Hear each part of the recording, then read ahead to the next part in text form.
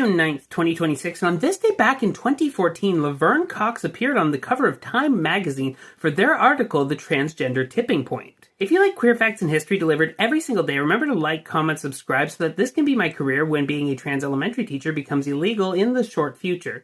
Now let's get into the video. The full name of the article was The Transgender Tipping Point, America's Next Civil Rights Frontier. It was coming in the wake of the legalization of same-sex marriage across the United States, and basically they're saying, yeah, now that this is legal, trans people can come out of the margins and finally assert ourselves, finally be present, finally be public. And the article does a surprisingly good job of this?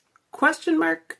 The language used in the article is extremely correct for 2014. They use the word transsexual once, but they specifically frame it as being a transmedicalist term, which I genuinely appreciated. They correctly identify the fact that the same people who are opposed to trans rights now are the people who were opposed to same-sex marriage before it was legalized. Meaning that the whole LGB without the T crowd, yeah, when they're done with us, they're coming for you. And this article correctly identified that back then.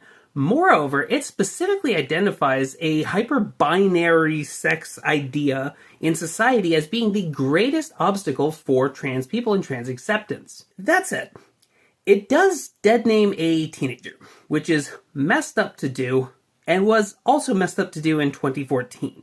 It also very uncritically platforms a transphobe, which just seems to be a requirement of liberal society because a hallmark of liberal society is that nothing is real, nothing is correct. If there was just a general consensus of a liberal society that the sky is actually purple instead of blue, then they would redefine what we know as blue to be purple.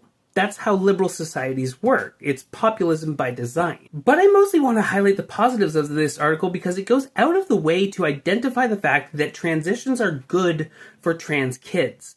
And it repeats that over and over throughout the article. The last paragraph of the article is about that. It's actually pretty amazing there. For her part, Laverne Cox was the first trans actress to ever be nominated for a Primetime Emmy. My name is Courtney. I'm posting queer history every single day.